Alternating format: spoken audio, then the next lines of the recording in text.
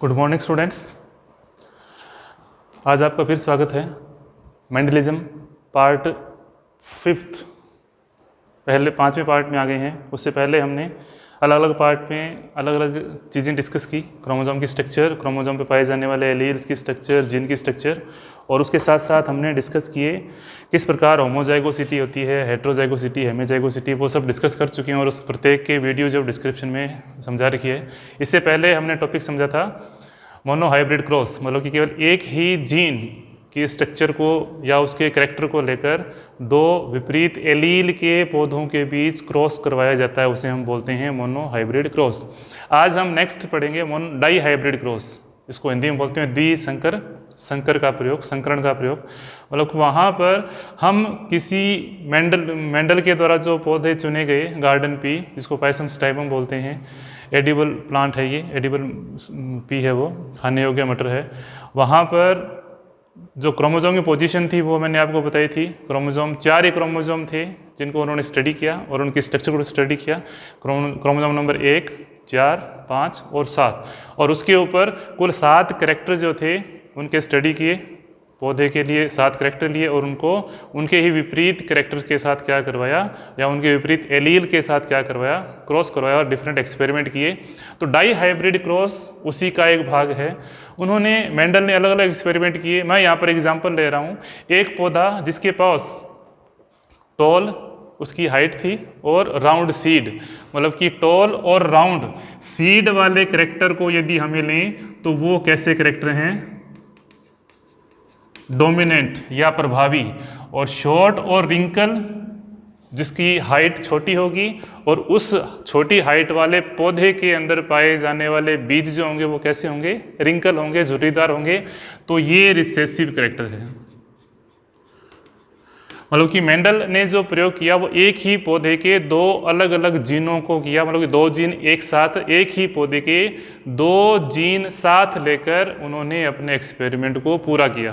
मतलब कि वो पौधा कैसा था, लंबी हाइट वाला था, और उसके बीज कैसे थे, राउंड सीड थे या गोलाकार बीज थे। तो यहाँ पर होमोलोगस क्रोमोसोम डिप्लॉयड कंडीशन में होते हैं। तो यहाँ पर मैंने जीन की स्ट्रक्चर बताई है। टॉल प्लांट जो है उसके जीन जो है वो 4 नंबर क्रोमोसोम पे पाए जाते हैं, डिप्लॉयड कंडीशन में हैं, और 7 नंबर क्रोमोसोम पे राउंड सीड वाले जीन पाए जाते हैं। मतलब कि 7 नंबर क्रोमोसोम के ऊपर जो जीन हैं वो हैं सीड के शेप के। अपन ये मान सकते हैं कि 7 नंबर क्रोमोसोम सीड शेप के लिए रिस्पॉन्सिबल है, और 4 नंबर क्रोमोसोम पे 2 अलग अलग उस पे जीन थे। 4 नंबर पे हम एक ही लेकर चल रहे हैं। टॉल मतलब कि 4 नंबर क्रोमोसोम है वो ऐसे जीन रखता है जिससे पौधा लंबा उत्पन्न होता है, और 7 नंबर क्रोमोसोम ऐसे जीन रखता है जिसके पास बीज जो होंगे वो राउंड सीड वाले होंगे। तो एक पौधा ऐसा लिया जिसके अंदर उसके बीज जो थे वो राउंड सीडेड थे और उसकी हाइट जो थी लंबी थी। उसके विपरीत एलील कौन से हो जाएंगे, विपरीत एलील होगा बोना पौधा और रिंकल सीड वाला, मतलब कि झुर्रीदार बीजों वाला। तो बोने पौधे जो कैरेक्टर जो लिए वो बोना पौधा था, और उसके बीज कैसे थे, सेम वही झुर्रीदार। करेक्ट क्रोमोसोम वही रहेगा, लेकिन जीन जो हैं वो वहाँ पर जो हैं वो कैसे हैं, रिसेसिव हैं, अप्रभावी हैं। और वही सेम क्रोमोसोम के 4 नंबर क्रोमोसोम उसके पौधे की हाइट के जीन को एक्सप्रेस करेगा, और 4 नंबर क्रोमोसोम पौधे की हाइट के करैक्टर को एक्सप्रेस करेगा, और 7 नंबर क्रोमोसोम जो है वो पौधे के बीज के करैक्टर को एक्सप्रेस करेगा। तो एक ही पौधे के अंदर 2 जीनों की स्टडी जब की तो ऐसे क्रॉस को कहते हैं हम डाई हाइब्रिड क्रॉस। तो यहाँ पर 2 करैक्टर ये हो गए और उसके विपरीत एलील के 2 करैक्टर इनको क्रॉस करते हैं, तो इस प्रकार के क्रॉस को हम क्या बोलते हैं, डाई हाइब्रिड क्रॉस। तो सेम वही कंडीशन है। एक पौधे को फीमेल बनाया जाता है, एक पौधा मेल माना जाता है। फीमेल कैसे बनाया जाता है वो दोबारा रिवाइज कर दूं, एमेस्कुलेशन के द्वारा, विपुंसन के द्वारा, उसके द्वारा फीमेल जो मेल उसका जो स्टेमन का पार्ट है वो वहाँ से उसको रिमूव कर दिया जाता है, उसको बैगिंग की जाती है, टैगिंग की जाती है, और फिर आर्टिफिशियली पोलिनेशन किया जाता है ह्यूमन के द्वारा। उसके मेल के पोलन ग्रेन को इसके ऊपर डाल दिया जाता है, आर्टिफिशियली कृत्रिम तरीके से पोलिनेशन किया जाता है, परागण किया जाता है। तो अब क्या होगा, जब ये इसके अंदर पाए जाने वाले जो जीन हैं वो इनको एक्सप्रेस करेंगे टॉल कैरेक्टर को, और ये राउंड सीड को एक्सप्रेस करेंगे। तो ये डिप्लॉयड कंडीशन में है, होमोलॉगस कंडीशन में है। तो स्ट्रक्चर से हमें ये क्लियर हो रहा है कि होमोलॉगस कंडीशन में डिप्लॉयड क्रोमोसोम पाए जा रहे हैं। अब यहाँ पर होमोलॉगस क्या होता है ये हम पहले डिस्कस कर चुके हैं। Homologous chromosome, heterozygous condition, homozygous condition. तो यहाँ पर ये होमोजाइगस कंडीशन है और ये दोनों कंडीशन क्या है, होमोजाइगस कंडीशन है। दोनों में सेम प्रकार के जीन दोनों डिप्लॉयड क्रोमोसोम पे प्रेजेंट है। अब मियोसिस होता है तो 2 गैमीट बनेंगे। अब गैमीट यहाँ पे कुछ लोगों के दिमाग में आता है कि हम गैमीट ये भी बना सकते हैं, ये गैमीट भी बन सकते हैं, लेकिन ये पॉसिबल नहीं है। यदि ये गैमीट यहाँ आ जाता है तो केवल एक ही कैरेक्टर को वो एक्सप्रेस कर पाएगा, दूसरा कैरेक्टर एक्सप्रेस ही नहीं होगा।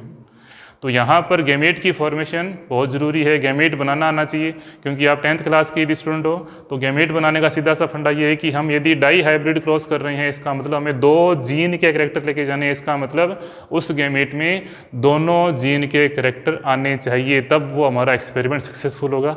अब मैंने यहाँ पर क्या लिखा, गैमेट यदि ये बना दूँ मैं, तो इस गैमेट के अंदर केवल एक ही जीन के कैरेक्टर आ रहे हैं। लेकिन हमारा प्रयोग क्या है, डाई हाइब्रिड। तो एक ही जीन का कैरेक्टर है तो वो कैसा एक्सपेरिमेंट हो गया, मोनो हाइब्रिड क्रॉस। तो गैमेट बनाते समय हमें ध्यान रखना है कि प्रत्येक जीन की बराबर उसका रिस्पॉन्सिबिलिटी होनी चाहिए, प्रत्येक जीन आना चाहिए उस गैमेट को बनाते समय। तो इस तरह के गैमेट नहीं बन सकते। गैमेट जो बनेंगे वो इस टाइप के बनेंगे, जिसमें एक कैरेक्टर हाइट का होगा और एक कैरेक्टर जो होगा वो सीड शेप का होगा। एक कैरेक्टर हाइट का, एक कैरेक्टर सीड शेप का। यहाँ भी हाइट का, सीड शेप का, हाइट का और सीड शेप का। तो मेल प्लांट पे मेल गैमेट, फीमेल प्लांट पे फीमेल गैमेट बने। तो ये फर्स्ट जो है वो फर्स्ट जनरेशन बनेगी। फर्स्ट जनरेशन में इनका क्रॉस होगा तो हमारे पास डिफरेंट प्लांट मिले। और सभी प्लांट लॉ ऑफ डोमिनेंस, प्रभाविता के नियम के अनुसार कैसे बने, यहाँ पर सभी टॉल कैरेक्टर वाले और राउंड सीड वाले पौधे हैं वो हमको मिले।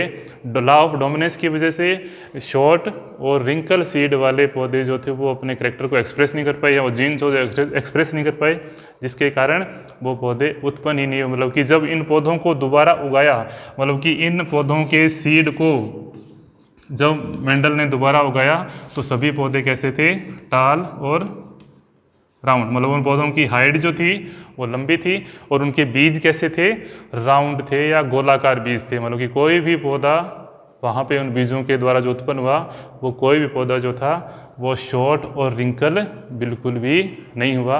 तो ये F1 जनरेशन के अंदर तो हमने मोनो हाइब्रिड के अंदर देखा था, जो पेरेंट के कैरेक्टर हैं वो F1 जनरेशन के अंदर एक्सप्रेस होते हैं, दूसरे कोई कैरेक्टर एक्सप्रेस नहीं होते। जब मोनो हाइब्रिड क्रॉस में हमने उसको F2 जनरेशन पे लेके आए, इन मोनो हाइब्रिड इन फर्स्ट जनरेशन के प्लांट को जब क्रॉस करवाया, सेल्फ पॉलिनेट करवाया, तो वहाँ पर हमें कुछ एक्सपेरिमेंट में कुछ नए चीज़ मिली, जिस तरह से मोनो हाइब्रिड क्रॉस में मिली। तो वो क्या मिली हम डिस्कस करते हैं अभी। तो ये प्लांट है वो कौन से हैं, फर्स्ट जनरेशन के हैं, फर्स्ट जनरेशन के हैं। उनको हमने क्या मान लिया, पेरेंट मान लिया, मेल और फीमेल। ये फर्स्ट जनरेशन के पेरेंट्स हो गए। अब इनमें देखो 4 नंबर जो क्रोमोजोम है उसके पास होमोलोगस क्रोमोजोम जब होंगे तो उनके अंदर पाए जाने वाले जीन क्या हो गए, यहाँ पर इन दोनों की स्ट्रक्चर जो है वो देखो।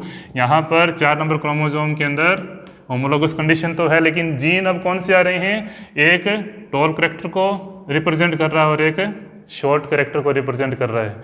लेकिन लॉ ऑफ डोमिनेंस की वजह से टॉल ने शॉर्ट कैरेक्टर को एक्सप्रेस नहीं होने दिया। इसी तरह से 7 नंबर क्रोमोसोम के पास जो जीन आ रहे हैं, इसमें एक कैरेक्टर तो आ रहा है राउंड सीड वाला और दूसरा जीन आ रहा है किसका, रिंकल सीड वाला, लेकिन राउंड सीड ने रिंकल सीड को एक्सप्रेस नहीं होने दिया। तो ये कंडीशन होती है, ये कंडीशन इस प्लांट में भी होगी और ये कंडीशन इस प्लांट में भी होगी। अब यहाँ पर हमारे पास नंबर ऑफ गैमेट जो होंगे वो कॉम्बिनेशन बढ़ जाएंगे, क्योंकि हमारे पास दोनों प्रकार के कैरेक्टर को एक्सप्रेस करने के कॉम्बिनेशन है वो गैमीट बनेंगे। अब यहाँ पर गैमीट जो है वो ये नहीं बन सके किसी भी प्रकार से। हम गैमीट ये बना दें तो इस कंडीशन में क्या होगा, वही सेम कंडीशन है। इस तरह गैमीट यदि बनाएंगे तो हमारे पास, या फिर ये गैमीट बनाएं तो हमारे पास ये गैमेट केवल एक ही कैरेक्टर को लेके जा रहा है, लेकिन हमारा एक्सपेरिमेंट कैसा है, डाई हाइब्रिड क्रॉस। तो डाई हाइब्रिड क्रॉस के अंदर उस गैमीट के अंदर भी क्या होनी चाहिए, दोनों कैरेक्टर होनी चाहिए जो प्रत्येक जीन को एक्सप्रेस कर सके या प्रत्येक जीन उसको लेके जा रहा हो। तो ये गैमेट भी किसी तरीके से नहीं बनते हैं। तो गैमेट फॉर्मेशन मोस्ट इंपॉर्टेंट है। गैमेट बनाते समय ही हमें ध्यान रखना है कि प्रत्येक क्रोमोसोम जो है या प्रत्येक गैमेट के ऊपर पाया जाने वाला जीन वहाँ पे उसको लेके जाने वाला हो, ताकि आगे जब F2 जनरेशन बने तो प्रत्येक जीन को बराबर वहाँ पे क्या मिले, उत्तरदायित्व मिले भी इस जीन ने कैरेक्टर एक्सप्रेस किया कि नहीं किया। तो उसके अकॉर्डिंग हमारे पास 4 गैमेट बनेंगे, क्योंकि सेम पेरेंट्स है तो चारों गैमेट जो होंगे वो मेल में भी वही बनेंगे और फीमेल में भी वही बनेंगे। तो मेल के अंदर एक गैमेट ये बना जो टॉल और राउंड सीड को रिप्रेजेंट करेगा, एक गैमेट ये बना जो टॉल और रिंकल सीड को रिप्रेजेंट करेगा, ये शॉर्ट और राउंड सीड को रिप्रेजेंट करेगा और ये शॉर्ट और रिंकल सीड को रिप्रेजेंट करेगा। मतलब कि इसके अलावा और कोई नया गैमेट है वो नहीं बनेगा, वही सेम गैमेट फीमेल में बनेंगे। अब इनको जब जाइगोट बनेंगे तो जाइगोट बनते समय क्या क्या पॉसिबिलिटी हो सकती है, कौन कौन से प्लांट हम अपने को एक्सप्रेस हो सकते हैं। तो यहाँ पर जो कॉम्बिनेशन है वो आपको दिखाई दे रहा है। यहाँ पर लॉ ऑफ डोमिनेंस को देखें तो वहाँ पर प्लांट कैसे मिले, टॉल और राउंड सीडेड। पौधा कैसा था वहाँ पर, लंबी हाइट वाला, और बीज कैसे थे उसके, राउंड। यहाँ पर देखो, यहाँ पर भी ये क्या है, टॉल और राउंड, यहाँ पर भी टॉल और राउंड, और यहाँ पर भी टॉल और राउंड सीडेड। पौधे की हाइट लंबी और उसके बीज कैसे हैं, गोल। तो यहाँ पर हमें कोई दिक्कत नहीं है, प्रत्येक में लॉ ऑफ डोमिनेंस लागू हो रहा है। लॉ ऑफ डोमिनेंस की वजह से सभी के सभी पौधे कैसे हुए, पेरेंट्स के कैरेक्टर को उन्होंने एक्सप्रेस किया जो पेरेंट्स के अंदर थे। यहाँ पर भी अपन देखें टॉल और राउंड। यहाँ क्या हुआ, यहाँ लॉ ऑफ डोमिनेंस लागू हुआ।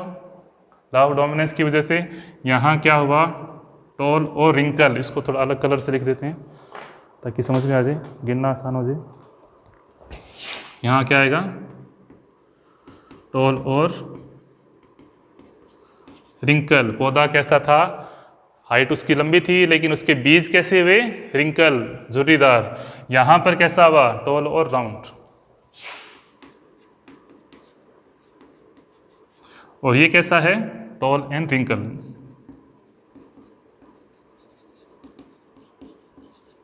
क्लियर।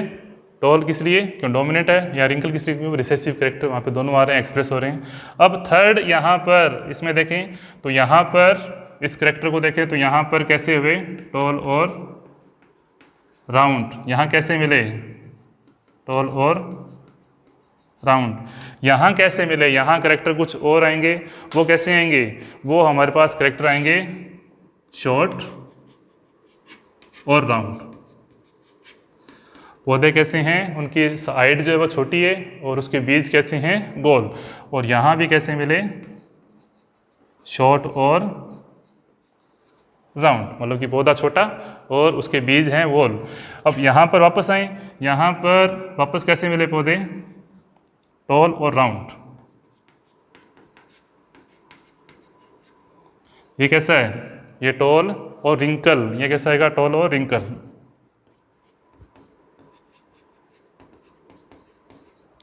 ये कैसा आएगा, ये भी कैसा आएगा, शॉर्ट एंड राउंड। कैसा होगा, शॉर्ट और राउंड। और यहाँ पर ये कैरेक्टर कैसा आया, थर्ड कैरेक्टर आया, जो पेरेंट्स का कैरेक्टर वापस आ गया। यहाँ कैसा आया, ये आया शॉर्ट और रिंकल। अब यहाँ पर यदि हम थोड़ा सा गौर करें तो इस यहाँ पर पेरेंट कैसे थे, पेरेंट सभी कैसे थे, टॉल और राउंड सीडेड वाले। ये पेरेंट कैसा था, टॉल और राउंड सीडेड वाले। F1 जनरेशन सभी टॉल और राउंड सीड वाली। उसके पेरेंट जो थे वो कैसे थे, एक तरफ टॉल और राउंड सीड और दूसरे कौन से थे, रिंकल और शॉर्ट। F1 जनरेशन तक सभी पौधे जो थे वो टॉल और राउंड कैरेक्टर वाले थे। पौधे की लंबाई ज़्यादा थी और बीज उसके राउंड थे, गोल बीज थे। लेकिन जब वहाँ पर F2 जनरेशन बनी, इसको पुनेट स्क्वायर के द्वारा यदि हमने समझा, ये 1927 के अंदर पुनेट ने ये बताया था इसके बारे में। तो इस पूरे को हम स्टडी करें तो हमारे पास जो प्लांट मिलते हैं, हमारे पास एक तो प्लांट का कैटेगरी मिलती है टॉल राउंड, टॉल राउंड उसके पेरेंट्स के करेक्टर आए। दूसरी कैटेगरी हमें मिलती है शॉर्ट रिंकल, शॉर्ट रिंकल वो अपनी प्रोगेनी से लेकर आ रहे हैं, यहाँ पे शॉर्ट रिंकल के जीन थे वो यहाँ पे वापस एक्सप्रेस हो गए। लेकिन यहाँ पर हमें कुछ और कैरेक्टर भी मिले। कौन से कैरेक्टर मिले? एक कैरेक्टर तो हमें मिला टॉल और रिंकल, और दूसरा कैरेक्टर कौन सा मिला हमें? शॉर्ट और राउंड।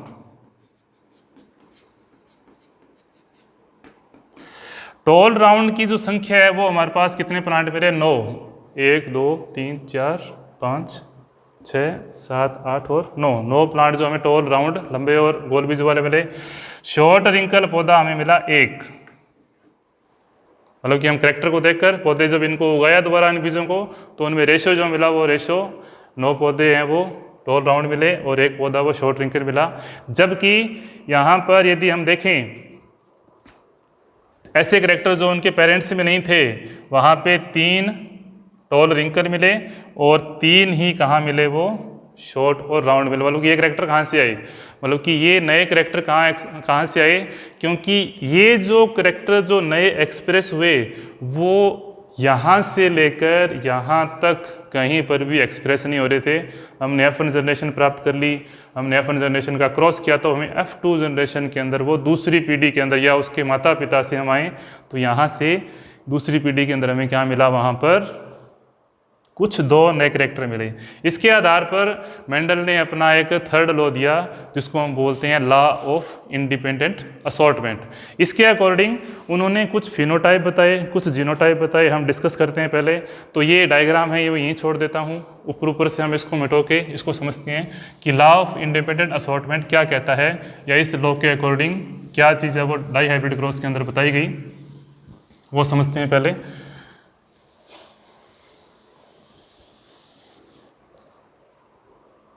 मेंडल ने इसके आधार पर कौन सा दिया?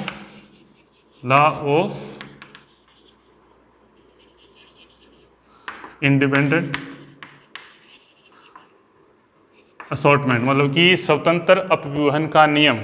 उन्होंने ये कहा कि यहाँ पर जब वो पौधे इस प्रकार के थे और उसके पेरेंट्स इस प्रकार के थे तो वहाँ पर F2 जनरेशन के अंदर कुछ नए कैरेक्टर एक्सप्रेस हुए जो उनके पेरेंट्स में नहीं थे। तो उन्होंने कहा भी जो जीन जो होता है वो अपने कैरेक्टर को एक्सप्रेस करने के लिए इंडिपेंडेंट होता है, स्वतंत्र होता है, और जीन अपने हिसाब से अपने आप को रिकम्बाइन कर लेता है, उसका पुनर्संयोजन होता है, तो वहाँ पर कुछ नए कैरेक्टर हैं वो बनते हैं जो बाद में क्रोमोसोम की खोज हुई और जीन की खोज हुई। उसके बाद मियोसिस के बारे में जब वो क्रॉसिंग ओवर था, जो जीन विनिमय होता है सेल डिवीजन के अंदर, वो वास्तव में कुछ नए कैरेक्टर बना देता है, माता पिता से कुछ नए लक्षणों को वहाँ पे उत्पन्न करता है। तो क्रॉसिंग ओवर जो था उस समय नॉलेज नहीं थी, तो वो क्रॉसिंग ओवर नाम देकर उनको नाम दिया गया लॉ ऑफ इंडिपेंडेंट असॉर्टमेंट, स्वतंत्र अपव्यूहन का नियम। ये इसके अंदर आपको यदि बात करें फिनोटाइप की, फिनोटाइप हमारे पास प्राप्त हो रहा है 9:3:3:1, 9:3:3:1, इसके अंदर tall wrinkle, tall round, tall wrinkle, short round और शॉर्ट रिंकल। अब ये तो फिनोटाइप था, मतलब कि बाहरी लक्षणों को आधार पर, एक्सटर्नल कैरेक्टर के आधार पर उसका हम बोल सकते हैं लक्षणी प्रारूप। फिनोटाइप मीन्स लक्षण को देखकर हम पौधे का जो रेशियो है वो हम बता सकते हैं। ये डाई हाइब्रिड क्रॉस के अंदर आता है। अब इसका जीनोटाइप रेशियो क्या आएगा? जीनोटाइप रेशो के अंदर हमारे पास एक जीन तो ये है टॉल राउंड का, एक जीन ये है टॉल राउंड का, एक जीन हम बात करें तो ये है टॉल राउंड का, और एक जीन हमारे पास टॉल राउंड का, ये कॉम्बिनेशन है। तो यहाँ पर ये जो कैरेक्टर है वो इसका जीन स्ट्रक्चर देखें तो किसके हैं? ये टॉल और राउंड के। अब इसको यदि देखें TRR, मतलब कि एक इसमें कैरेक्टर है वो यहाँ पर किस टाइप से आ रहा है, ये आ रहे हैं 4, 1, 2, 3 और 4। अब इन दोनों में जो रेशियो है वो कितना है, टी, आर और आर। उसके अकॉर्डिंग यहाँ पर ये जो हैं ये करेक्टर दो, ये करेक्टर आ रहे हैं 2 और ये करेक्टर आ रहा है, यहाँ जी देखें ये करेक्टर ये रहा और एक करेक्टर ये रहा, टॉल और राउंड के करेक्टर आ रहे हैं, तो 2 आ गए और दूसरा लास्ट जो बचा वो 1 ही आ गया। उसके बाद हम दूसरा जीनोटाइप देखें, दूसरा क्या फिनोटाइप देखें, टॉल रिंकल। टॉल रिंकल के अंदर एक हमारे पास करेक्टर आएगा ये और एक हमारे पास टॉल रिंकल है, तो टॉल रिंकल में हमारे पास एक करेक्टर ये आएगा और एक करेक्टर आएगा, टॉल रिंकल कर रहे हैं ना, तो दोनों एक्सप्रेस जो होंगे वो रिसेसिव होंगे, एक ही आएगा और एक हमारे पास। यहाँ पर भी इसको यदि हम काउंट करें जीनोटाइप के अकॉर्डिंग तो 2 टाइप के जीनोटाइप हमें प्राप्त होते हैं, एक तो प्राप्त होता है टी आर आर और एक प्राप्त होता है टी आर आर। तो यहाँ पर यदि हम देखें तो ये 1 और ये 2, मतलब कि यहाँ पर ये रेशियो भी कितना आता है, 1 और 2 आता है। उसके बाद थर्ड जीनोटाइप हम देखें शॉर्ट राउंड फिनोटाइप देखें, उसका जीनोटाइप क्या आएगा, शॉर्ट राउंड में क्या होगा, एक तो करेक्टर ये आ सकता है और एक करेक्टर जो है वो ये आ सकता है, क्योंकि यहाँ पर दोनों करेक्टर शॉर्ट के हैं तो दोनों रिसेसिव कंडीशन में होंगे, और वहाँ पर डोमिनेंट है तो डोमिनेंट कंडीशन में दोनों जीन डोमिनेंट होंगे या फिर कोई एक जीन डोमिनेंट होगा। तो यहाँ पर भी क्या आएगा, ये 1 और 2 आएगा। और लास्ट करेक्टर कौन सा रह गया, शॉर्ट रिंकल, जो कितना है, शॉर्ट रिंकल में 1 है। तो ये जो रेशियो मिल रहा है अपने को 1:2:4:1:2:4:1:2:1, ये जो रेशियो होता है 1:1:4:1:2:1, ये जो रेशियो प्राप्त होता है उसे हम बोलते हैं जीनोटाइप रेशियो। मतलब कि यहाँ पर ये जो प्लांट हैं, ये प्लांट और ये फिनोटाइप को बताएंगे, ये इसके फिनोटाइप है, ये दूसरा फिनोटाइप है, ये थर्ड फिनोटाइप है और ये लास्ट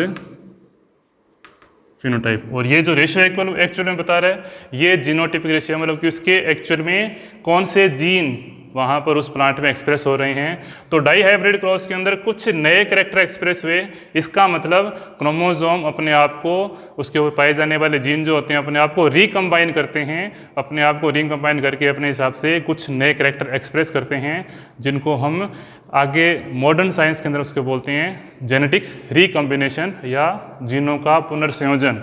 तो जीनों का पुनर्संयोजन हो रहा है, ये अपने हिसाब से अपने कैरेक्टर को एक्सप्रेस करने के लिए क्या होते हैं, ये इंडिपेंडेंट होते हैं। क्योंकि यदि यहाँ पर ये राउंड सीड वाला जीन यदि डोमिनेंट होता तो ये टॉल कैरेक्टर को क्या कर देता, एक्सप्रेस होने से रोक देता, मतलब कि बोनी कैरेक्टर को एक्सप्रेस होने से रोक देता। लेकिन ये जीन अपने कैरेक्टर को एक्सप्रेस करने के लिए इंडिपेंडेंट है, और ये बोनी कैरेक्टर वाला शॉर्ट जो प्लांट हैं उनके कैरेक्टर को अपने जीन को एक्सप्रेस करने के लिए इंडिपेंडेंट है। मतलब कि ये जीन इसके ऊपर किसी तरीके से कोई प्रभाव नहीं डालता, ये इंडिपेंडेंट रूप से अपने कैरेक्टर को एक्सप्रेस करता है, ये इंडिपेंडेंट रूप से अपने कैरेक्टर को एक्सप्रेस करता है, जिसकी सहायता से वहाँ पर जीन जो होते हैं अपने आप को रिकम्बाइन करते हैं और कुछ नए कैरेक्टर एक्सप्रेस होते हैं। अब जैसे यहाँ पर अपने एग्जाम्पल लें, यहाँ पर भी क्या होगा, यदि ये टॉल वाला डोमिनेंट होता तो वहाँ पर रिंकल सीड वाले उत्पन्न नहीं होते। रिंकल सीड वाला जीन जब अपने आप को एक्सप्रेस करने का मौका मिला तो वह रिंकल सीड वाले पौधे उत्पन्न हुए, चाहे वो उसके साथ दूसरा डोमिनेंट कैरेक्टर या वाला जीन प्रेजेंट हो या नहीं हो। तो ये टॉल वाला अपने कैरेक्टर एक्सप्रेस कर रहा है क्योंकि उसके ऊपर शॉर्ट के ऊपर वो डोमिनेट हो गया, जबकि रिंकल का जो जीन था उसके अपोजिट दूसरा जीन जो प्रेजेंट नहीं था, इसलिए उसने रिंकल वाले कैरेक्टर जो होते हैं एक्सप्रेस कर दिए। तो प्रत्येक जीन जो होते हैं अपने कैरेक्टर के एक्सप्रेस करने के लिए इंडिपेंडेंट होते हैं, और इसी के बेस पे उन्होंने थर्ड लॉ दिया, लॉ ऑफ इंडिपेंडेंट असॉर्टमेंट। तो मेंडल जो है वो NCERT के अंदर आपके इतने एक्सपेरिमेंट थे। अब छोटा सा अपने एक एक्सरसाइज करते हैं। अब मान लो मेंडल ने एक्सपेरिमेंट करना है try hybrid cross. Try hybrid cross यदि हम करेंगे तो वहाँ पर क्या होगा, हम क्या करेंगे, 3 कैरेक्टर लेंगे, मतलब कि यहाँ पर ट्राई हाइब्रिड क्रॉस,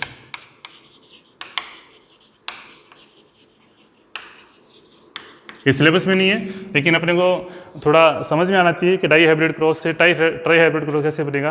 तो यहाँ पर हम जीन लें टॉल, राउंड और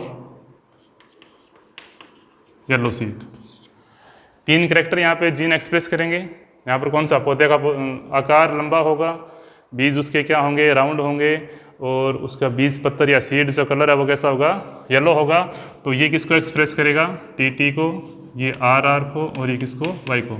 इसके विपरीत एलील, इसके जो अपोजिट एलील होंगे वो कैसे होंगे, ये होंगे। अब यहाँ पर F1 जनरेशन के अंदर, तो यहाँ पर इस प्रकार के क्रॉस को हम क्या बोलते हैं, ट्राई हाइब्रिड क्रॉस। इस क्रॉस को हम क्या बोलेंगे, ट्राई हाइब्रिड क्रॉस। यहाँ पे 3 जीन एक साथ किसी पौधे के अंदर है, उनका क्रॉस दूसरे ऐसे पौधे के साथ करवाया जाता है जिनकी स्टडी हम विपरीत एलील वाले पौधों को लेंगे। तो हम 3 एक साथ जीन को स्टडी करेंगे उस पौधे के अंदर। तो इस प्रकार के क्रॉस को हम क्या बोलते हैं, ट्राई हाइब्रिड क्रॉस।